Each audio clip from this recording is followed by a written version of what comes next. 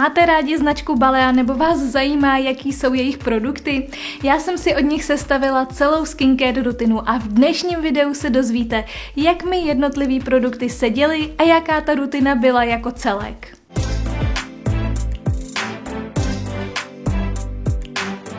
Prozradím vám, že původní záměr tady toho videa byl trošku jiný. Já jsem chtěla natočit skincare rutinu z drogerie do 500. Jenže když jsem šla do té drogerky, tak jsem zjistila, že já se do té 500 prostě nevejdu.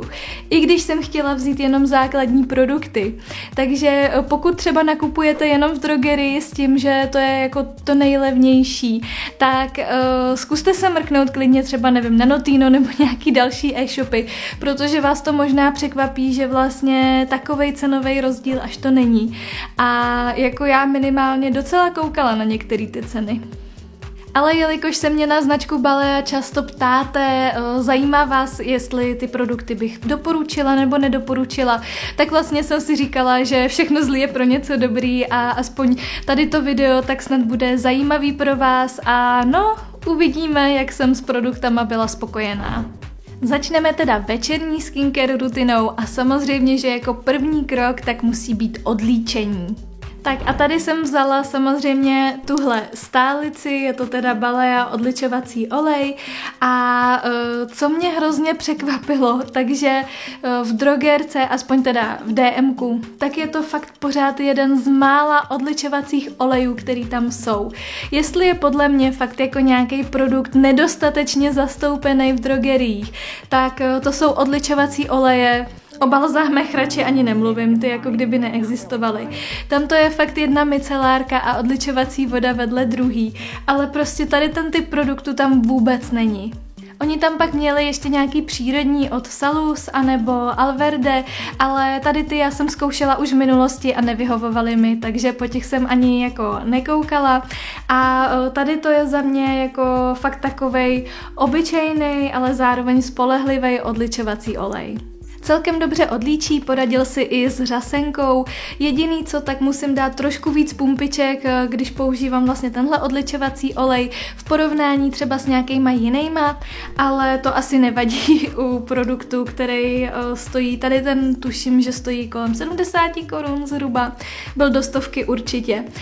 Za mě to je jako fajn poměr cena kvalita, zároveň si myslím, že i třeba pro začátečníky, kteří nikdy nezkoušeli odličovací olej, tak tady to vlastně může být docela fajn na začátek, ať si to vyzkoušíte, protože odlíčí, zároveň nenechává žádný masný film na pleti a jde dobře umýt.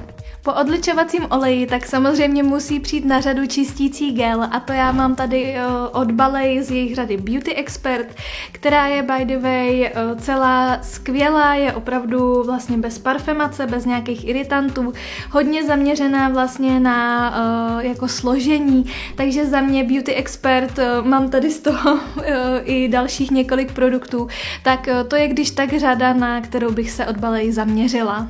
Tenhle cleanser má teda krémovou texturu, fakt nevysušuje, zároveň hezky vyčistí pleť, obsahuje teda squalane, pantenol, vitamin E, takže opravdu pěkně vlastně i pečuje o kožní bariéru a upřímně za mě tady to je jako skvělej produkt, možná pro mě třeba trošku víc jako na podzim, zimu, tím jak je to spíš jako už do toho krému čistícího, ale zároveň já bych si ho určitě klidně koupila znovu.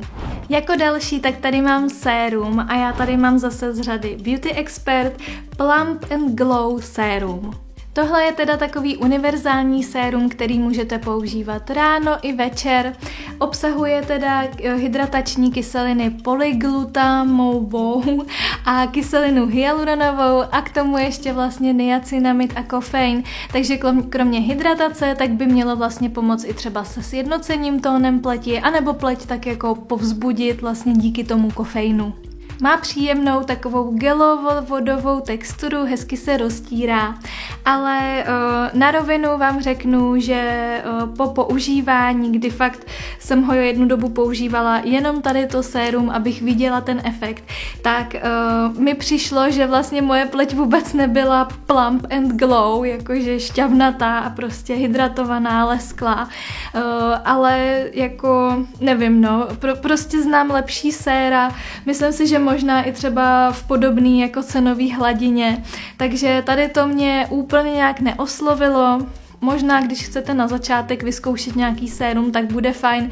Každopádně za sebe už asi bych ho jako ani nemusela vlastně dopoužívat. Po séru přichází na řadu krém a já tady mám tentokrát z řady Balea Med, jejich Ultra Sensitive. Já začnu rovnou zostra a řeknu vám, že tenhle krém tak je asi největší zklamání ze všech produktů v dnešním videu. Tenhle krém tak je teda určený pro problematičtější, citlivější pleť, taky proto obsahuje především zinek a pantenol a celkově vlastně by měl pomoci sklidnit pleť a podpořit regeneraci, což bych řekla, že asi jako splňuje. Krém má teda i docela takovou lehčí texturu, šel dobře roztírat, ale můj problém s ním je to, že já si ho dám na pleť a prostě za chvíli mám pocit, jako kdybych žádný krém na pleti neměla. Naopak moje pleť byla ještě taková docela stažená, že fakt jsem si pak musela vlastně ještě na ten obličej něco dát, protože bych to asi jako nevydržela.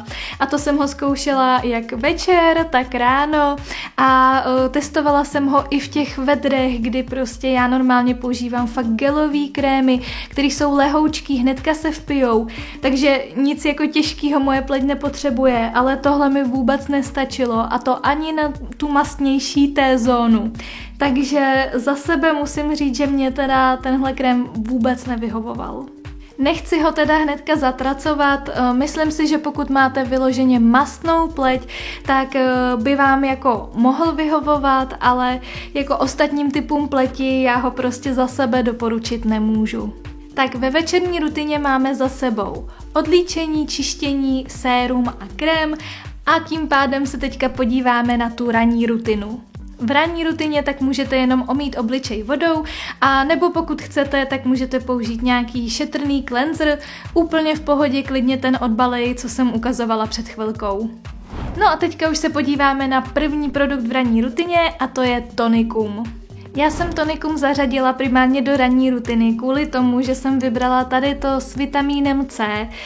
Samozřejmě, že byste ho mohli použít klidně i večer a potom na toto sérum, nebo pak sérum, že jo, i ráno, ale já jsem to pro tohle video rozhodila takhle, protože obsahuje právě vitamín C, hezky vlastně pomůže rozjasnit pleť, takže si myslím, že na to ráno tak jako patří trošku víc. Tohle tonikum vám teda pomůže rozjasnit pleť, sjednotit ton pleti a taky hydratovat, a to teda jednak díky vitamínu C, pantenolu, pak ještě obsahuje betain a glycerin. Naopak od krému, tak tonikum mi teda sedlo fakt hodně, je to jeden z nejoblíbenějších produktů v dnešním videu. Je bez parfemace taky, ale je vlastně moc příjemný, má vodovou texturu, dobře se vpíjí do pleti, hezky si sedlo s dalšíma produktama. Za mě určitě skvělý produkt a pokud chcete nějaký tonikum z drogerky, tak na něj klidně mrkněte. Po toniku tak můžete klidně použít vlastně stejný sérum, jako třeba já jsem měla v té večerní rutině, anebo jít rovnou na oční krém, což udělám já. A vy víte, že takový ty obyčejný hydratační oční krémy, tak to úplně není něco, co já bych potřebovala a co bych doporučovala, ale tady ten tak jsem vybrala především kvůli tomu, že obsahuje právě aktivní látky, obsahuje vitamín C, kofein, peptidový komplex a niacinamid. Moc hezky oční okolí hydratuje, vypadal na něm dobře i třeba make-up nebo korektor, nic se mi nedrolilo, všechno dobře drželo a při dlouhodobém používání tak by teda měl mít vlastně nějaký rozjasňující efekt.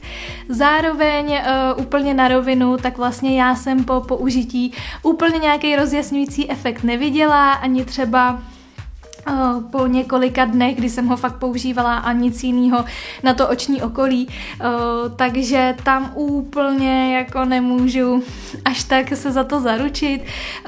Někomu třeba může ten efekt se dostavit hnedka, někomu bude fungovat líp.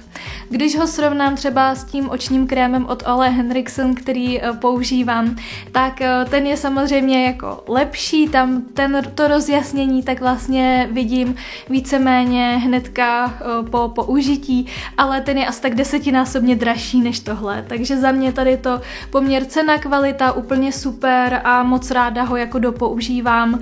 Pokud hledáte nějaký oční krém z drogerie, tak případně určitě mrkněte na něco takovýhleho právě s těma aktivníma látkama. Teďka by mohl přijít na řadu krém, ale ten zase bychom použili stejný vlastně jako v té večerní rutině. A nakonec nesmí chybět ani SPF a to tady máme od privátní značky DMK Sundance, jejich Sensitive Fluid SPF 50. U nás v DMku teda zrovna neměli moc velký výběr, měli to docela vybrakovaný, ale vzala jsem teda tady to, který vlastně je bez parfemace a je teda vhodný i pro citlivější pleť. Píšou, že to je fluid, což na jednu stranu texturou asi ano, je jako lehčí, jde docela dobře roztírat, ale na druhou stranu tak prostě jako ten krém nebo fluid tak je takovej mastnější a opravdu vlastně i na té pleti já třeba jsem ho jako cítila po aplikaci i nějakou dobu potom a není to úplně fluid, který vlastně si dáte a za chviličku o něm nevíte a hnedka je to vpitý do pleti, ale je to fakt spíš takovej jako mastnější, lehoučkej krém. Za sebe bych ho teda nedoporučila mastný pleti, smíšený pleti. Myslím si, že jako pro koho by mohl být tady ten produkt fajn, tak to bude někdo se suší pletí, kdy potom, i když je to mastnější, tak vlastně vám to nevadí. Na druhou stranu není to nějaký úplně jako hrozný, prostě je to takovej nic extra produkt pro mě, že ani mě nenadchlo, ani mě nějak jako vyloženě nesklamalo. Používám ho teďka hlavně ve dnech, kdy jsem prostě jenom doma a nemám třeba nějaký extra plány nebo tak, takže mi případně ani nevadí, když ho trošku cítím na pleti. A teďka už je čas na takovýto závěrečný zhodnocení. Celkově mi značka Balea přijde fajn, hlavně teda ta jejich řada Beauty Expert, ta si myslím, že je většinou fakt jako povedená a kdybych vybírala takhle nějaký další produkty od Balei, tak zase určitě sáhnu právě do té řady Beauty Expert, případně ještě to Balea Matte, kde jsou vlastně taky velmi šetrný produkty, tuším, že všechny bez parfemace, takže tam bych jako vybírala, ty jejich ostatní řady mě upřímně až tak jako neoslovily.